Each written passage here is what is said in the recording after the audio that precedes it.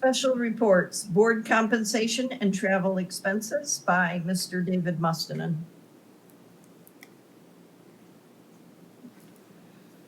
Thank you very much, trustees, President Barry. I'm going to give a little presentation here, so I'm going to present my screen. And,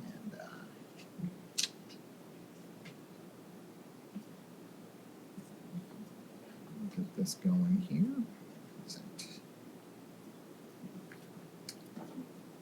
All right, and hopefully all of you will be able to see this screen, and as we walk through this, every couple of times a month here, we all get together and gather and have a really great time, and we want to just let our residents know that you too can be part of the fun that all of us have here in the Dearborn Public Schools, and become a member of the Board of Education and become a trustee.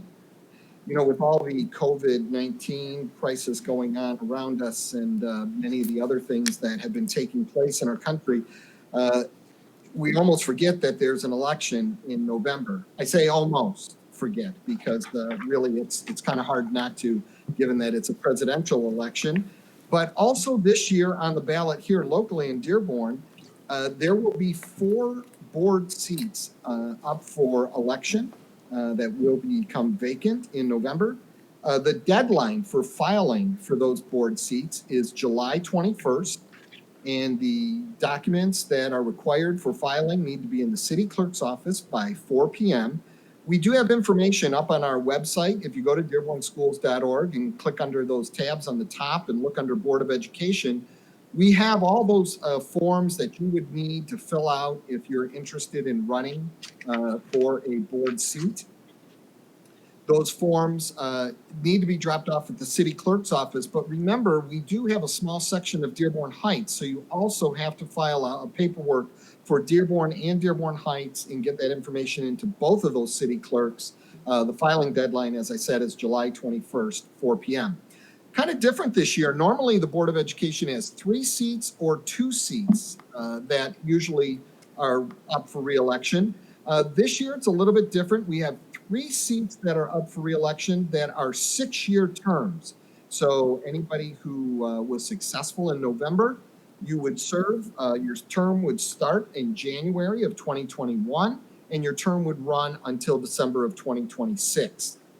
Now, we do have 1 partial term that's also on the ballot this November, and that's because we had a board trustee, Fadwa Hamoud, who is now our Solicitor General for the state of Michigan, so we congratulate her on that great honor. And when she was appointed to that position, she had to resign her seat on the board, and we were then very fortunate to have Trustee Mosip appointed to that seat. His appointment runs until the November election is certified. And then when that runs out, there's a partial 2-year term that's on the ballot, and that's actually filling the remainder of Trustee Fadwa Hamoud, what was left on her term. So this fall, you're going to see 4 board seats total, 3 for 6 years, and 1 for, it's a partial term, it's really about 2 years. So what do trustees do? Well, I guess all of you would be much better suited at explaining that than me.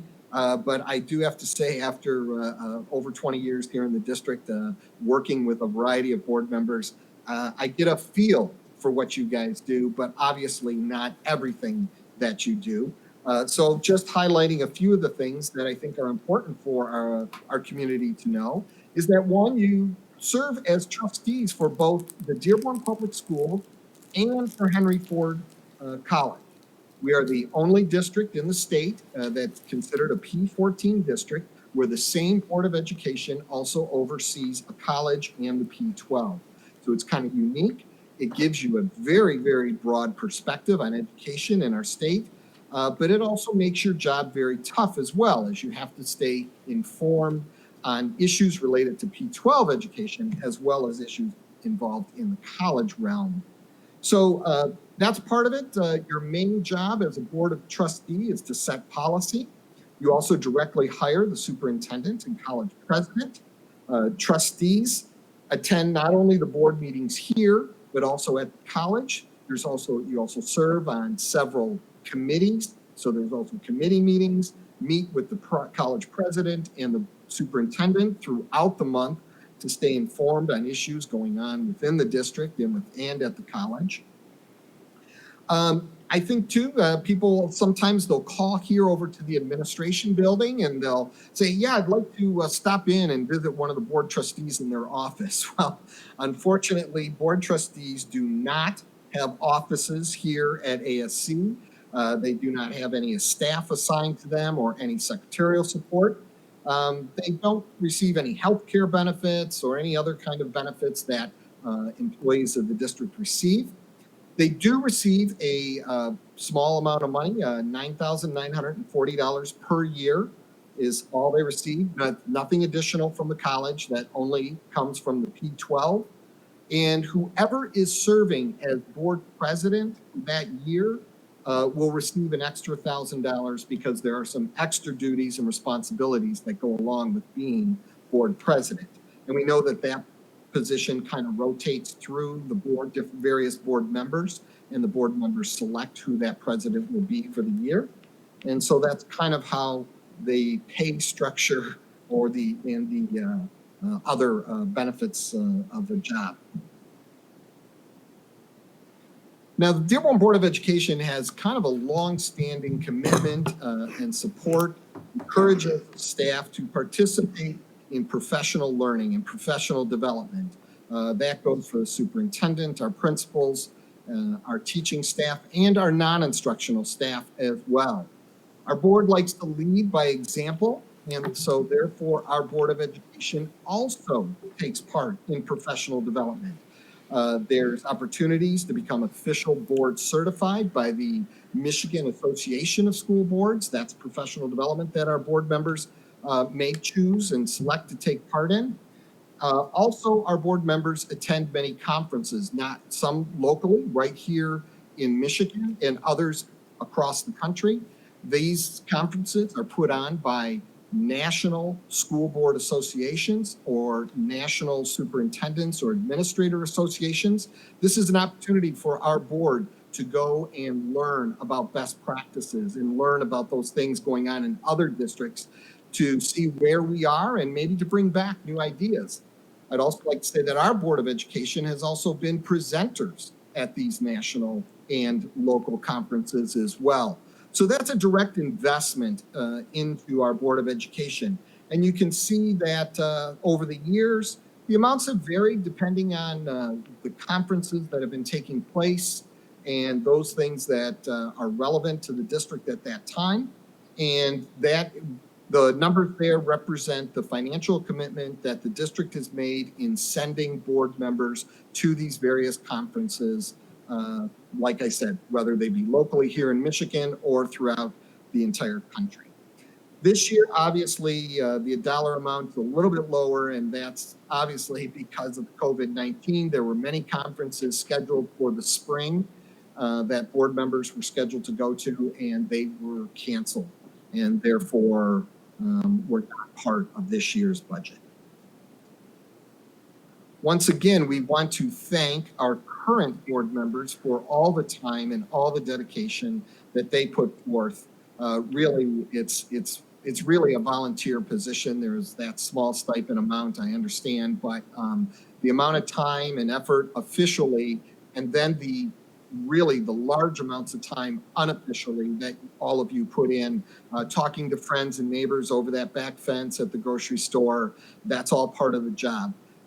But it is very rewarding job. I know that in talking with board members over the years, I know that board members feel very proud of the accomplishments and things that they've been able to do while they've been board members.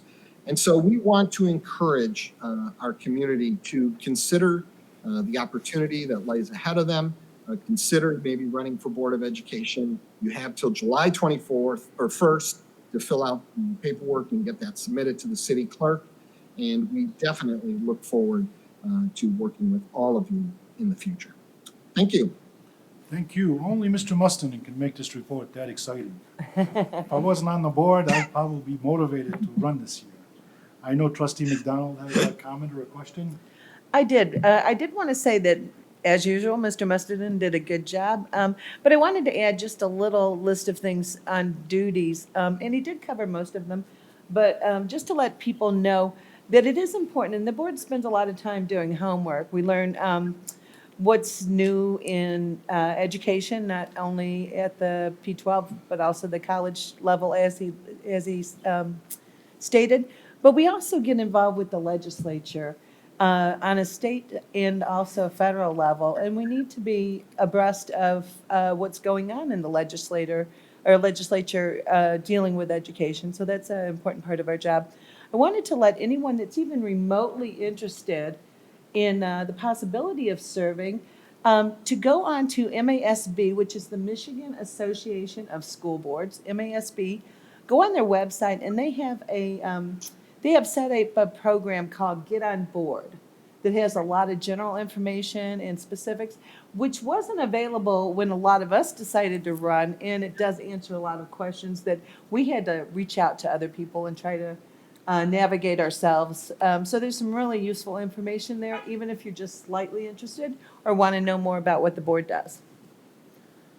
Great, thank you. Trustee Petrikov, you had a question or comment?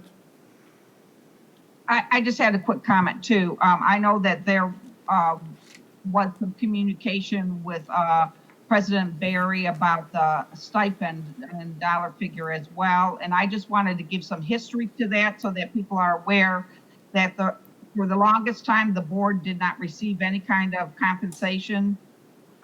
When the discussion finally came before the board many years ago, and Trustee Lane and I are probably the oldest, or the longest, not the oldest, the longest sitting board members who have some knowledge of the history of it, that at the time that it was a conversation had by the board to consider compensation for the especially heavy lift they do being trustees for both the college and the P-12. The consideration was made with what at the time our other local elected officials on city council were being compensated for. And that's how the compensation for the board was determined, was in reflection of the value of the work that the school district board members do is of the same value and should be weighted the same as what city council elected officials are compensated for. And currently city council members make almost $15,000 a year plus $100 per meeting. So the compensation that we get is not, we have not raised that level of compensation in all these years since it was set. But I just wanted to let people understand how it was reflected and why it was considered at the time, that we wanted to make sure that people took us as seriously in running for the board, and that we had the same effect for the welfare of our community as our city council members, and quite frankly, other elected officials such as our Wayne County Commissioner also makes well over $60,000 a year. So that stipend covers the cost of our ability to contribute to the community's good. Thank you for that comment. Trustee Thorpe, please. Yeah, I would just add from what Mr. Mustonen said about the commitments. People will often ask, what's the time commitment? From a time commitment, it's really up to each individual. We all know that, because our requirements are we want to be at our board meetings and our subcommittee meetings. But there's an expectation that you will be invited to many, many events throughout the year. And while we are not required to attend graduations, promotion ceremonies, open houses, all these different things, people do expect to see us out there in the community. So this is something that a person should realize. You will definitely want to make sure that you're allocating time to get out there and let people see you out in the community, because the staff and the parents and the students all appreciate seeing the members of administration and the board out there. Thanks. Trustee Dr. Mead? Yeah, I'd be remiss if I didn't add to the duties of the board members that they are the group that approves the strategic plan for the district and for the college. So this involves determining the vision for for both the college and the P-12, as well as the mission, as well as the specific and measurable goals that will be implemented by the administration.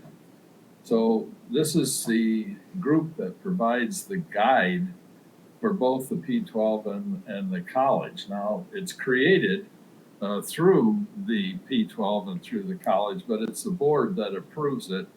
And then the administration knows exactly what their work is to be done. So this is one of the most important points of being a board member from my perspective. The board does provide the guide for the P-12 and the college. So I had to add that. I'm done. No, thank you very much. Everything pretty much has been said. The only thing I'm gonna add, so if you are thinking of joining this board, I wanna make it very, very clear that we don't micromanage the administration. We don't micromanage the everyday operation. We have a great superintendent. He has a great team. We have some awesome principals at the buildings. There is a line of communication that we follow. For example, if I get an email from one of my parents, I definitely forward it to whoever the board president is and Dr. Maleko, and 99% of the times it gets handled from that position. Just FYI, because I've ran into candidates where the reason they decide to become a candidate is because, minute issue. Well, there's no minute issues, but maybe something personal, just to let you know that no, this is something that we trust our administration, and just like what we did today, the biggest obligation, the biggest responsibility we have is like what we did today is pass the budget, pass a balanced budget. The other thing is, I asked for this report because there was a press release that went out a couple weeks ago. Rightly so, advertising, marketing that there's 4 positions open.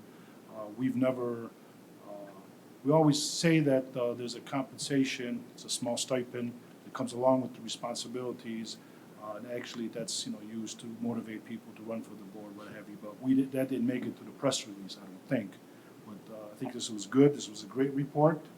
What Trustee Petrikov was referring to, emails, I think that came about, had nothing to do with elections coming up, but had something to do with a couple of trustees in meetings discussing, we know moving forward there's going to be cuts.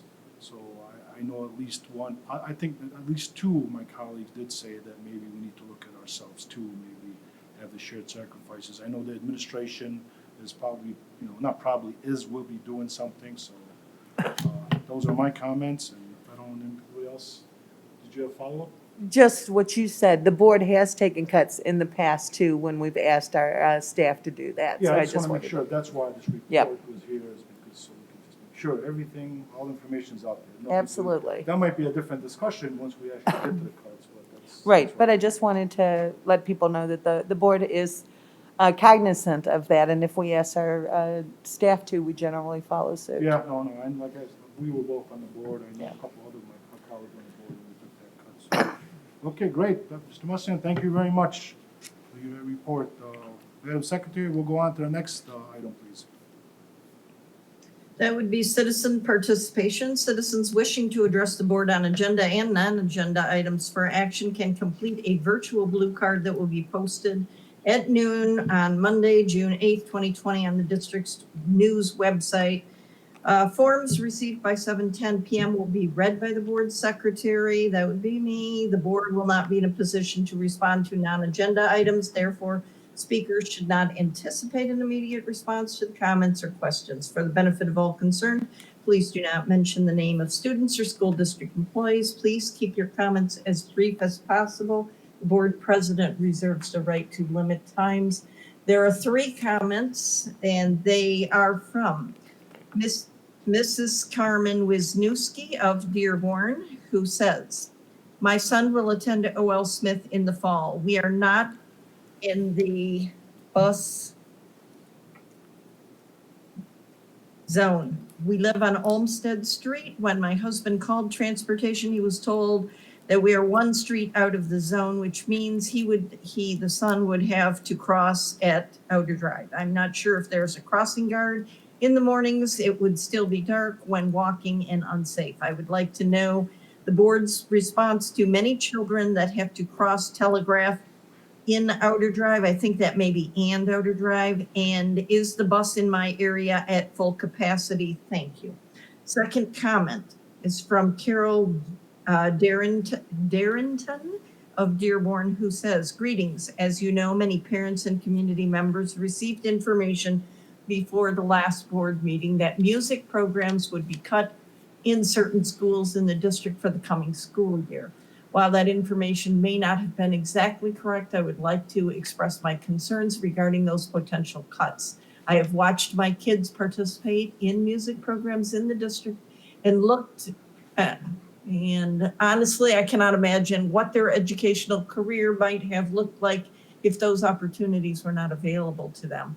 They had the opportunity to participate in an activity that they enjoyed, a creative class where they learned how to play several instruments, how to function as a team with their classmates, and so much more. I believe that it should not matter what zip code you live in or what school you attend. All students in the district should have the opportunity available to them to learn music. I urge you to keep music education in Dearborn schools to provide an equal opportunity for all students. Lastly, Albert Abbas of Dearborn, representing DCC, says, thank you. I don't know if that's a partial comment or I've refreshed it and I don't see that there is anything else, but David could, of course, correct me if he sees anything further.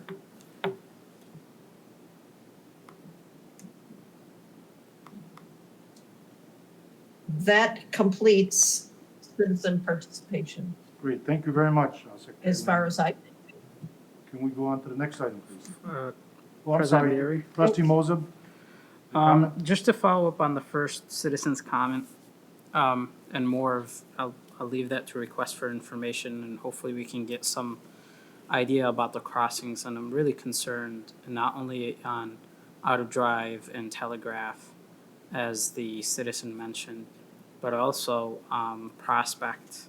That the city recently removed the stop sign from Barclay and Prospect, making that street having no stop sign. So students are crossing to get to Gear Park and crossing to get to the bus stop for Stout, as well as obviously a long-standing problem for Salina, where students have to cross Dix. Now there's a traffic light, but it's still a major street. So I'd like to know what's in our power as a school district to have safer crossings for students. I don't want to, we don't want to be in a position where we would have to mourn a student because they crossed those busy streets. So what's in our power to either ask the city, for example, on Prospect to return that stop sign, or as far as getting volunteers somehow to have crossing guards for those early mornings. Thank you. Anybody else? Okay, now we can go to the next item, please. Thank you, Trustee Moses. Action items. Are there any agenda items on this agenda which board members or the superintendent wish to discuss and vote on separately? If there are, we will exclude these from the motion below. I don't think any of them require a roll call. Okay, and there is a supplement, is action item number 12. I'm sure everybody's aware of that, so I'll make sure. Okay. Yeah, it's a supplement to the human relations agendas. We can move forward. Secretary Lane? Move that action items numbered 1 through 12 be approved as recommended in this agenda. So moved. Support. So we have a motion by Trustee Thorpe, supported by Trustee Moses. Are there any questions or discussion on any of the action items? I'm seeing none and hearing none. So Madam Secretary, can we have a roll call vote, please? Yes, sir. Lane, yes. McDonald? Yes? You? Dr. Mead? Yes? Mr. Mussett? Yes. Ms. Petchlokoff? Yes. Mr. Thorpe? Yes.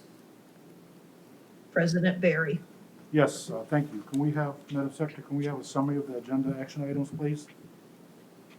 Okay, those are 12 of them. Number 1 is approval to rescind contract with Presidio Holdings, Inc. and award contract to SEHI Computer Products, Inc.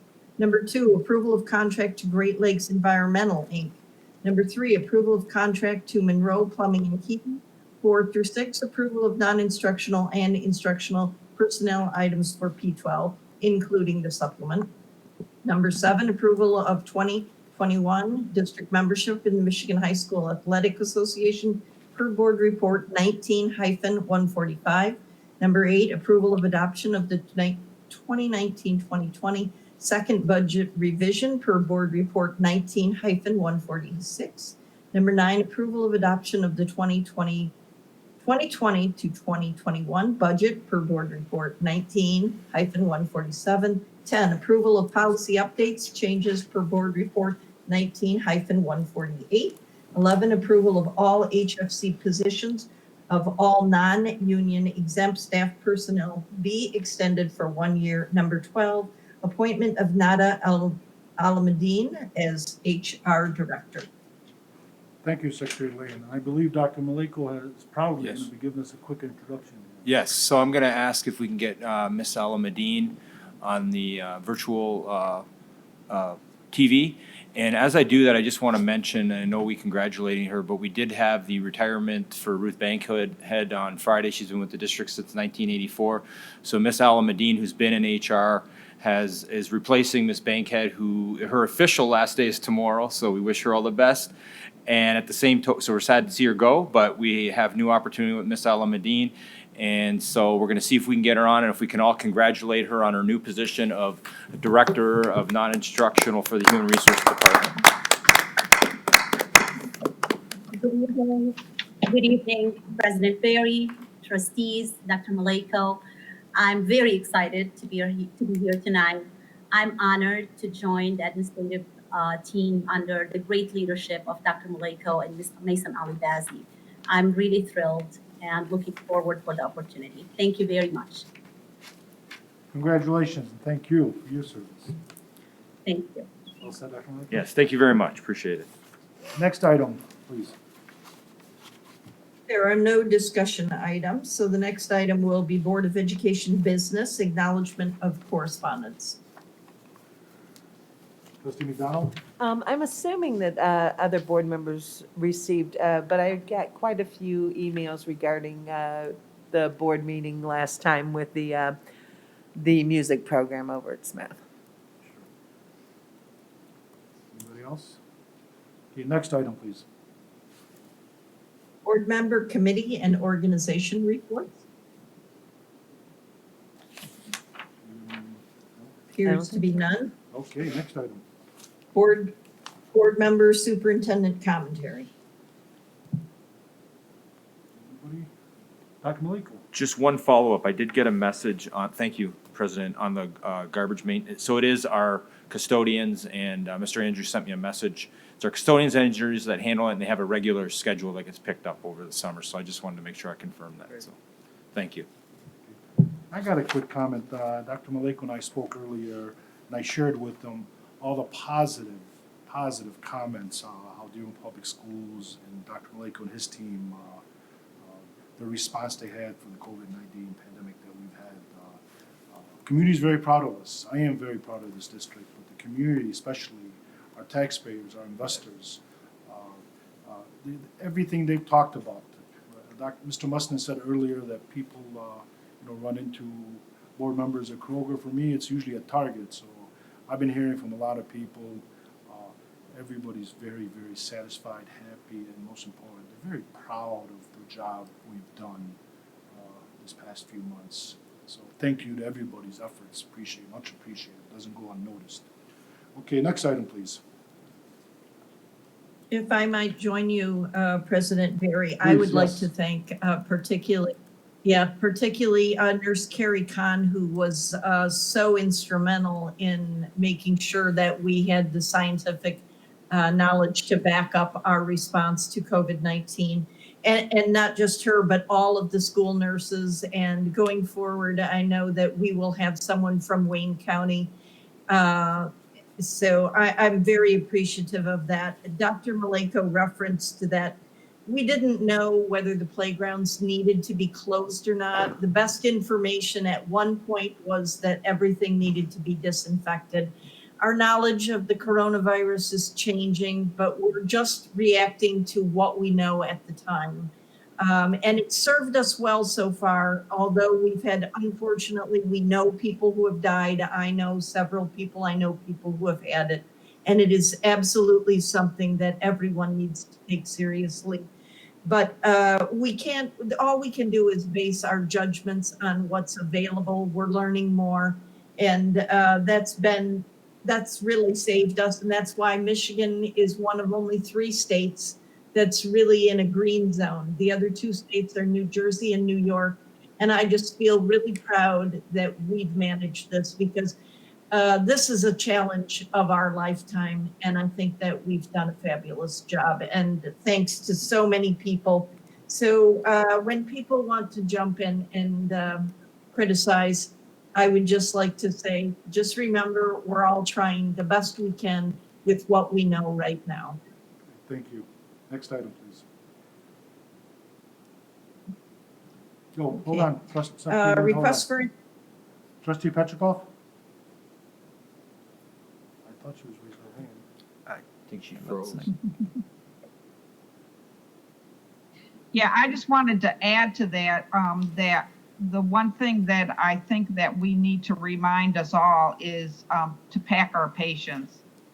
Because as things change and as we come across new information and or have to change our plans, we have to understand that people are going to become frustrated.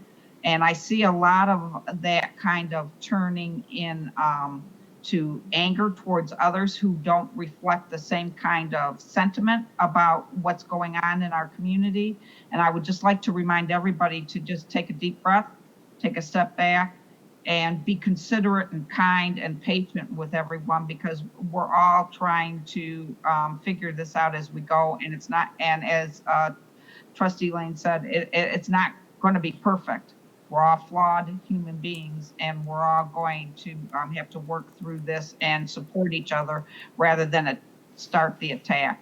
And we've seen the frayed spirits through so many trying times right now, be it this environment of dysfunction for a variety of reasons, including the anti-racism sentiments out there and the disease out there and the economic hardships out there, that we all need to realize that we can't get off this ship, and we all have to learn how to work through this together. And that's all I want to say, because I just see too much of this anger going on of late.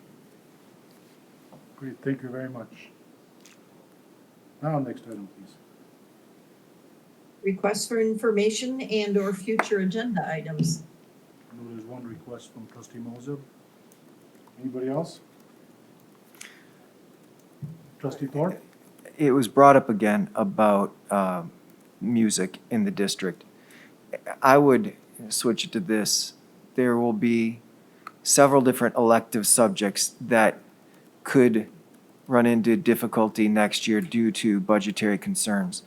So I'd like Dr. Maleko and the administration to see what might we be able to do to try to keep electives in the school as much as possible. We've been doing so much virtually over the last few months. Is there some opportunity to use virtual to still have elective classes? Thanks. Thank you. Anybody else? Trustee Lane? Yeah, I would just note one thing. I read a lot about the changes that we're all going to experience with COVID-19, and particularly helpful to me has been the Atlantic magazine. They're really well respected, and they've had a lot on higher education, particularly. But one thing that they've mentioned in thinking about universities is that classrooms that used to be 100, a capacity of 100 students will now be probably having 20 students in them. So it is going to cost us more money to conduct school. And it's very concerning to me. The delivery, we're going to have to get through delivery of education, higher, lower, and all around. I don't know how it's all going to work out, of course, but it's definitely changing the way we do everything. So I want people to remember that, and everybody will do the best they can, but it's changing everything and beyond any way that we can really think of and imagine. Great, thank you very much. Okay, next item, please. Future virtual and in-person meeting dates: Monday, July 20th, 2020, P-12 policy meeting, committee meeting, 5:30 at the Administrative Service Center in Frank Franchi Boardroom, following the guidelines of the governor's executive order, whatever is in effect at the time, and virtually available live for viewing via YouTube live at www.youtube.com, DPScom, DEPT. Facebook Live, www.facebook.com, Dearborn Public Schools, and cable channel Comcast Dearborn Channel 19, WOW Channel 15. Monday, July 20th, 2020, P-12 Board of Education meeting, 7:00 p.m. at the Administrative Service Center in the Frank Franchi Boardroom, following the guidelines of the governor's executive order, and virtually available on YouTube, Facebook Live, and cable channel. Meeting locations are dependent on conditions related to the COVID-19 crisis. If allowed, meetings would be at their usual locations, but we would follow all state orders and include social distancing policies. Thank you. It's 8:25, and I believe there's no other business. I will adjourn this meeting. Fine, thank you.